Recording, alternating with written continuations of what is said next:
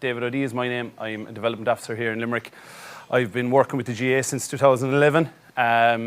Since I graduated college, I was a GPO in the college in Tralee for 2 years and a GDA in South Kerry, hurling for 5 or 6 years, and now I'm back in Limerick since 2018 as a GDC, so I'm making my way through the alphabet with regards to the development roles. I suppose with regards to my topic this morning, we're looking at communicating within your club, okay? So I suppose when we look at the GA clubs, when we look at our area, we're a community-based organisation. Anyone that's in the room this morning or helping out within our clubs, okay, we want the best for our youth.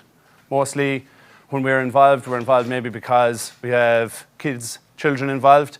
So when we're anything that we want to try and do, we want to try and do it for the best of them. Okay, so when we are putting our sessions together, our planning for our year, okay, we try to aim to grow and improve. And the one thing that we'd look at times is maybe it might be a bit individual. So how can we do that as a unit? All right. So just, I suppose, a typical scenario I wanted to kind of play out, I suppose, if I was sitting in your positions there, what a typical scenario might be, okay? So some of us might have been on the receiving end of this phone call. Some of us might be actually given this phone call where it's maybe December, January time. We're looking for mentors to get involved with our local club, with our local team. Someone gets wind that you have a child that's 7 or 8 years of age and they're looking for mentors for an under-8 team. And as I said, usually the line is looking for someone to give a hand, and then you're probably given a list of players and gear and off you go. And that can be very daunting if you're coming in as a coach, especially now. Even more so now, we want to have our sessions well planned out and delivered to the best of our ability. So with regards to that, okay, how can we maybe change this typical scenario is what I'll be looking at. All right. So again, with anything that we're trying to change and trying to deliver, we're looking at where are we now, where we want to go, and how we're going to get there. All right. So the role of the club, I think to look at how we want to change this, okay, the role of the club coaching officer in conjunction with the local GDC is vital. Okay, sometimes there when the coaching officer comes in, there might be a scenario where they kind of feel like they're trying to take this on their own. I think the use of a local GDC in that regard is vitally important as well. Okay, and with regards to where we are and where we want to go and how we're going to get there, there are honest conversations that we have to have with our coaching group, okay, to see where do we want to see this go. All right. When we look at now, we're looking at maybe what teams we have, the numbers we have we a link with the school? With regards to where we want to go, we're looking at what opportunities are available with regards to growing our numbers and areas in which we can grow as a club, as a mentor, as a coach. And finally then, getting there, can we identify a couple of areas? We're not going to change the world overnight. Okay, so can we identify maybe 1 or 2 areas in which we can, where we can improve and grow and drive from there? All right.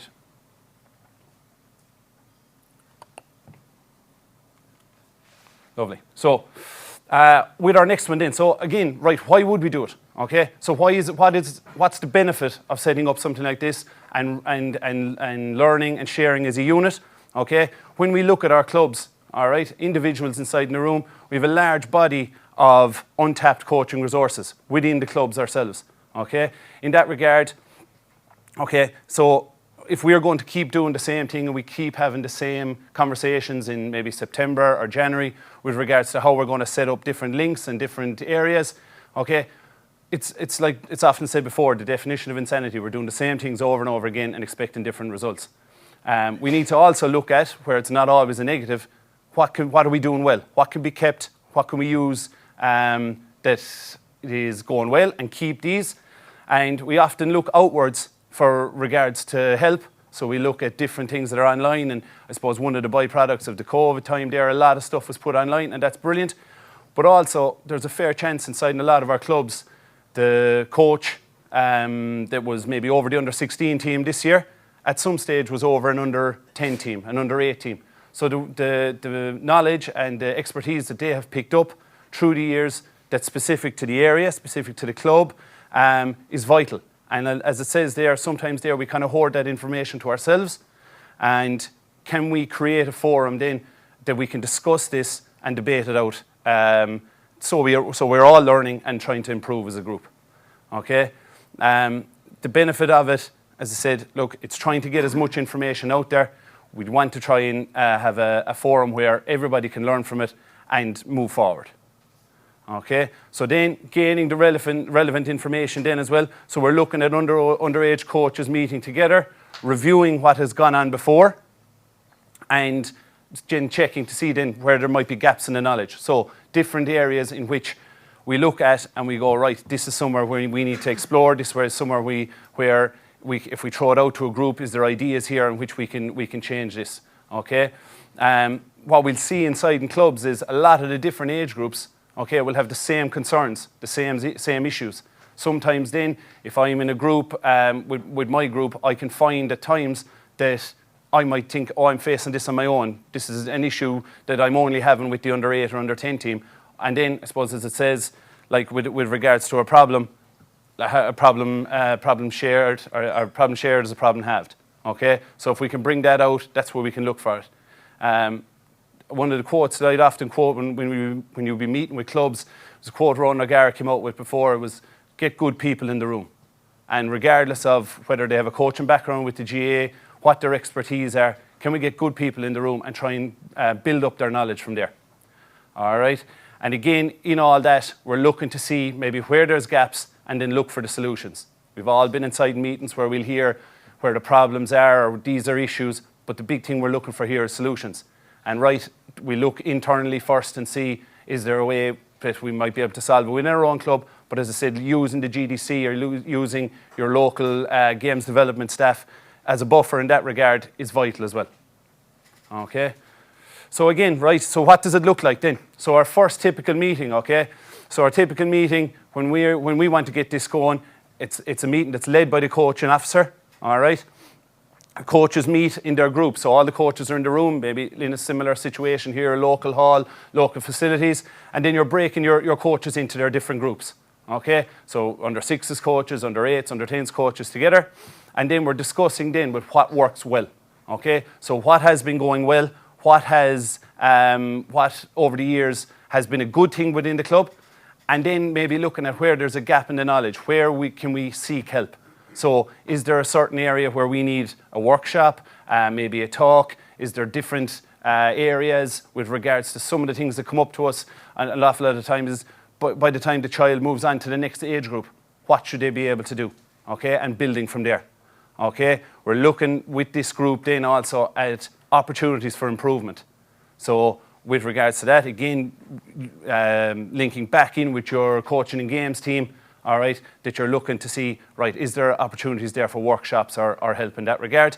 And then always in these situations, what are barriers that may arise? Some of these barriers may be overcome. Maybe it might be the club officers that will step in. It might only be small things with regards to access to pitches and facilities and stuff like that. But again, unless they're brought out in a forum where your initial meeting is looking at this, they can just go on and it's kind of accepted as the norm. Just looking through it again, like when we do meet in these areas, discussing in these smaller groups, discussing our player pathway with regards to how we want to see our groups develop and looking at the specific skills that they should be focusing on. And that's maybe a debate that happens within the group, and it's something that the coaching officer can help facilitate, but also the coaching officer can lean on the GDC to help with that too. Okay. With regards to when we're looking for assistance, okay, looking at what the lowest hanging fruit is at the moment, okay? So can we build from there, see what maybe one of the issues are, and try and build and grow from that regard. So it may be something like a functional movement session, ideas on that, maybe in regards to putting your session plans together, looking at what the specific teaching points are, and getting those clear so it's clear within the groups. Moving on with regards to the clubs that we have then as well, I'd often see it in my role there where you'd have urban and rural clubs, okay? And sometimes the urban club might be looking at the rural club saying, oh, geez, they have no issues there, smaller numbers, whatever, and vice versa with regards to the rural talking to the urban.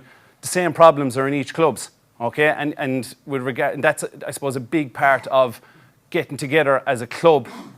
The specific problems you have and the specific areas you need to work on might be different to a club that's a couple of miles down the road. So that's, I suppose, the idea behind the first initial meeting. And just, as I said, every club is unique in how it functions. Okay, so again, after our initial meeting, we're looking at how it works.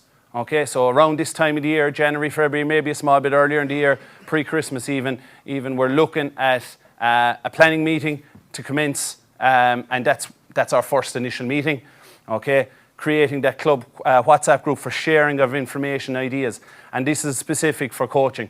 It's not for the local dog that's gone missing or things like that where stuff can just be thrown into it. This is specific for coaching ideas, different articles, stuff that people have found relevant. And again, it just has that bank of resources that you know where it is. We're like, I know myself that no one wants to be added to another WhatsApp group, but this one, if it was regards to ideas and information that can help us improve with just by pulling out our phone and clicking into this group, there's lots of different ideas with regards to our training sessions. Okay, creating the coaching committee then. Okay, so you're looking at maybe 1 or 2 members, depending on the number of coaches you have with each group, that are feeding in to a group, and this is your coaching committee. Okay, so this is what's going to maybe plan out how you see your club going forward with regards to coaching their players. The coaching committee then meets monthly. The last thing you want to do, and I suppose I've put down the word meeting there a few times. Meeting is probably the wrong word because sometimes we associate a meeting in the GA with regards to sitting inside for an hour and a half and it goes on. What we want in these kind of meetings is we want the agenda set out, nice and brief. What are maybe the issues for what's coming up in the next week or two, and being able to solve those before the next meeting. I suppose with regards to our meetings where things might be contentious, again, the coaching officer acting as the facilitator, and also then maybe the GDC, who's the outside body, being able to give a hand with that too as well. As I said, look, 1 or 2 coaches from each group, and that feeds back into our point earlier, where you have coaches that have gone through, in the most part, that have moved up from maybe under 8s, under 10s, under 12s, and their ideas can be shared within the club, and maybe those ideas might help a novice coach coming in it's their first year involved. Okay, moving on towards the end of the year then, I suppose with our monthly meetings, first, looking at the games programme. These will be seasonal problems, seasonal things that will come up. So at the start of the year, it might be regards to planning our sessions and bringing out our sessions from there. Later as it goes on, it may be looking at skill tests, games programme, maybe trips away, maybe those Crow Park, Munster days, planning towards those, that that the information maybe that's passed down from the coaching and games team is getting to the relevant bodies. Okay, and then at the end of the year, then in our November, December time, similar enough to our first meeting, but reviewing how it went, looking at the good, the bad and the ugly, and trying building it from there. Okay, with regards to all those meetings, all the meetings are there with a function, and I think that's the vital part. Just moving forward then. Okay, so moving forward, different areas again, we're looking at where do we see the club bi-weekly, every second week, quarterly, yearly. So bi-weekly, that we're not, as I said, we don't want meetings for the sake of meetings. We don't want meetings, and these meetings can happen as a group, maybe after training. I know a lot of clubs are adopting a policy there where all the teams train on the same night. So it may just be something that is maybe a 10 or 15-minute meeting after the training. Okay. When we're talking about our regular meetings, then our main committee, as I mentioned earlier, looking at meeting monthly, and our planning and our reviewing then yearly. Okay, looking at specific workshops, maybe details then on games and blitzes, as I mentioned earlier, and concerns and issues that may come up. Okay, I suppose with regards to all these, with regards to the meetings and planning these out, we're looking for small wins. It's a step-by-step process. Okay, so little wins along the way with regards to solving problems, and that'll build the confidence of the group, and it will show that it's functioning going forward. Okay, and I suppose where do we see this? So how does this actually benefit me as a coach then? Having all these meetings, working as a group, I'm part of a committee. Okay, I've probably 10,000 other things going on as well. But if I can look back at it when you're reviewing it or as we're doing it, if I can look at it and say, right, if I can build up a library of knowledge that I have moving forward, Okay, if I'm with the under 8s this year, we'll say, and the under 10s coaches are doing the same thing, well, I know moving forward then, when I move on in 2 years' time, please God, you're going into, and you're going to have 6 session plans waiting for you. There's kind of the club is moving together and trying to avoid being in the same position every year. Okay, and we often hear it, but I think with regards to our coaches on the ground, we're trying to leave that club in a better place where we're trying to improve. Okay. Again, the last thing there, looking at our club coaching ethos and what we want to see our club, and it can be reiterated in these meetings. We're looking at maybe equal game time, player retentions, emphasis on fun, and just looking to see a lot of these solutions might be solved within all of the different groups. Okay. Again, with all these things, I'm not going to come up here and paint a picture that this is all lovely, you just set it up and there's going to be no challenges. Of course there's going to be challenges. There's always challenges when we get into a group inside here. As it says at the start there with groupthink, it just may be a case of maybe a stronger personality in the group kind of leading it. And I think with regards to that, if we can break them into smaller groups and with specific tasks, that can help from that challenge come across. As I mentioned earlier, no meetings for the sake of meetings. We don't want the time commitment to be the issue for people not getting involved. They're going to be given a lot of their time to regards to their coaching, but we want to see them that if they are given this bit of time, that it's going to benefit them as coaching. Look, in the GA, we're going to have resistance to change, and I said, as I mentioned earlier, your GDC or your coaching and games team in your county are a massive help with regards to that, where someone might think they're on a different agenda and the GDA is coming in partial to all this. With regards to facilitating change or challenges as well, again, when these challenges come up, we aim to resolve them, because sometimes if they fester on and they go on a couple of weeks and it maybe feeds into a quarterly or part of the year, it leads with coaches being disillusioned and eventually drop out. So it's actually, these meetings are going to help the coach on the ground feel like they've got a voice. Okay, and then measuring the impact then at the end. Okay, so the specific tasks when they're completed, we're completing these, and it strengthens the group. Okay, and then when we look at it with regards to where can it actually lead us to then specific topics and workshops. So we're not doing, as I said, it's not a yearly thing that we're going back to square one every year. We're opening up lines of communication with regards to feedback, so the coach's voice feels heard within the group. We're building a club identity and a club brand, and this will hopefully then all lead to coach retention. All right, that's the end. I hope you found it beneficial. If you have any questions, I would be delighted to take them on board. If I was to ring Croke Park in the morning, they'd say, we don't stay away from that. Look, I suppose WhatsApp groups, obviously with regards to the coaching officer overseeing that, okay, and what's put on there and what's gone through that area. You can also have a broadcast group in that regard, so the coaching officer maybe is filtering the information goes through them. I know there's stuff there, there's the clubs app and different apps and things like that can be used as well. But I suppose the main thing behind all this is how can we get information at coaches' fingertips? And that's whatever way we can do that in regards to getting making it as simple as possible. I think that's the way forward. 100% 0 point with what you're saying with regards to WhatsApp groups. But I suppose from what we're looking at it being a coach-led, parent-led approach, and with specific for coaching.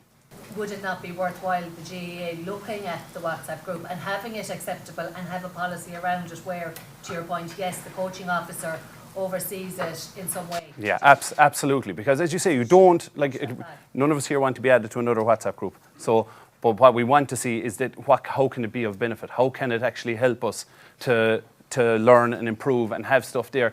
How many of us will say when we're going down into our training sessions, we're working for a day, we're just after finishing up, maybe we're just having the dinner, trying to plan what we're going to do, if we can have this at fingertips. So 100% you're on the ball completely with regards to that. There's no point in regards to setting up another kind of an app or another kind of a forum for that when there's one already there. But what you don't want to see is a scenario where it turns into he said, she said, or there's something that can leave the club open with regards to online abuse or whatever you want to call it.